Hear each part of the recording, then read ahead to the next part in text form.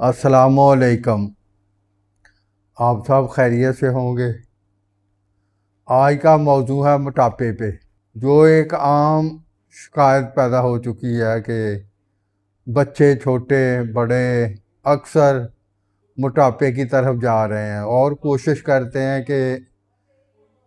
وزن کم ہو، مگر وزن کم کرنے کے لیے کوئی پراپر اصول نہیں اپناتے۔ کچھ لوگ کہتے ہیں کہ ہم صبح کا ناشتہ بہت ہلکا کرتے ہیں، کچھ کہتے ہیں کہ ہم نے دوپہر کا کھانا بہت کم کر لیا، تو کچھ لوگ یہ کہتے ہیں کہ ڈائٹ شروع کی ہے۔ وہ جب یہ کام کیا جاتا ہے تو وہ صبح کا جو ناشتہ کم کر لیا، باقی سارا دن وہ پھر اپنی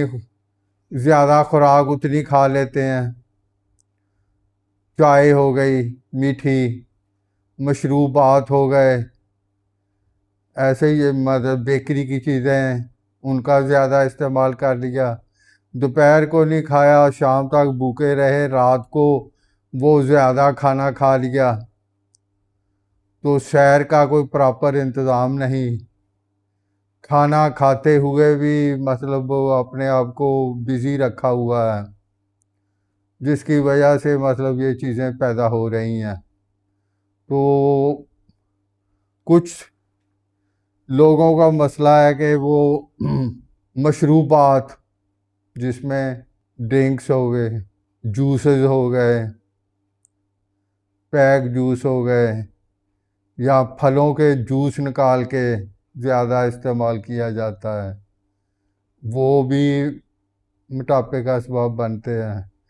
جوسز پینے کی بجائے اگر تازہ پھل کھایا جائے تو زیادہ موزوں ہوتا ہے، اسے فائبر بھی ملے گا اور معدے پہ بوجھ بھی نہیں پڑے گا۔ اور تیسری بات، کہتے ہیں کہ ہم تو گھر کا کھانا کھاتے ہیں، مگر گھر کے کھانے کو بھی کبھی غور نہیں کیا۔ یہ بازار کے کھانوں میں سے اس میں گھی زیادہ، آئل زیادہ، یا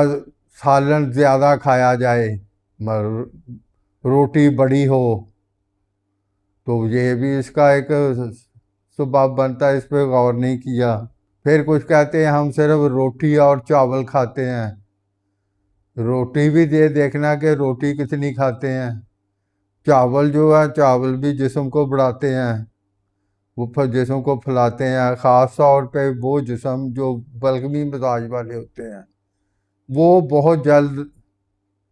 جسم ان کے پھولتے ہیں۔ وہ ان کی جسمانی کیفیت یہ ہوتی ہے کہ اگر وہ زیادہ نہیں بھی کھاتے تو ان کے جسم وہ پھولیں، یہ آتا ہے فیملی بیک گراؤنڈ، والدین جو موٹاپے کی طرف ہوتے ہیں وہی پھر اولاد میں آتا ہے کہ وہ موٹے موٹے ہونے شروع ہو جاتے ہیں۔ اس کے لیے سب سے بہترین حل مناسب خوراک، یہ نہیں کہ خوراک چھوڑ دی جائے، مناسب ریگولر خوراک کھائی جائے، مگر ورزش، سیر، یہ متوازن کی جائے تو اس سے بہت حد تک اس میں بہتری آئے گی۔ اور یہ دیکھنا کہ نیند اور ذہنی کوئی پریشانی، یہ بھی اس کا ایک سبب بنتا ہے۔ ان سے کوشش کرنی چاہیے کہ جتنا زیادہ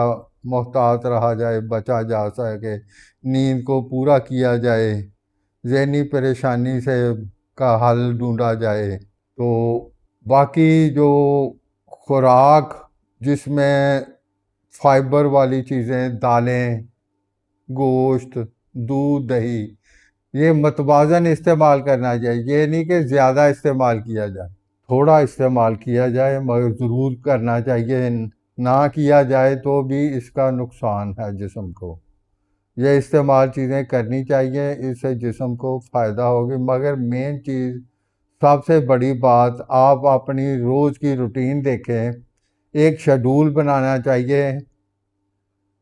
ایک ہفتہ پورا، کہ صبح آپ کا ناشتہ کیا کرتے ہیں، دوپہر کو کیا کھاتے ہیں، شام کو کیا کھاتے ہیں، کتنا کھاتے ہیں، کیا کیا چیز کھاتے ہیں، جب وہ چیزیں آپ کھائیں گے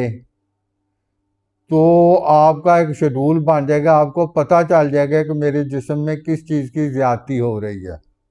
تو اس سے آپ اپنے آپ کو کنٹرول کر سکتے ہیں۔ وزن بڑھانے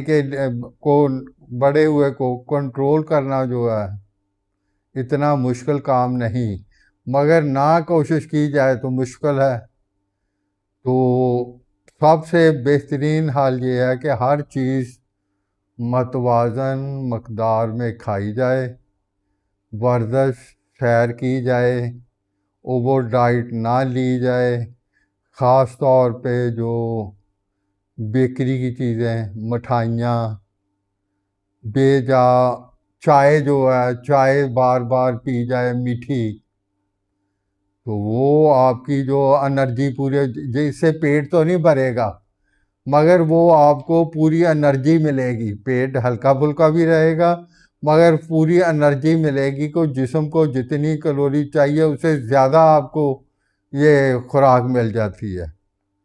تو ان سب چیزوں کو مد نظر رکھنا چاہیے، اور اب انشاءاللہ اگلے موضوع پہ آپ کو یہ بتایا جائے گا کہ صبح ناشتہ کیا کیا جائے، دوپہر کو کیا کیا جائے، شام کو کیا کھانا کھایا جائے، اور کون سی دیسی ادویات آپ کے معاون ثابت ہو سکتی ہیں جو آپ کے جسم کو انشاءاللہ کنٹرول کریں گی۔ اگر آپ کریں گے تو ضرور اللہ آپ کو آسانی پیدا کرے گا۔ السلام علیکم۔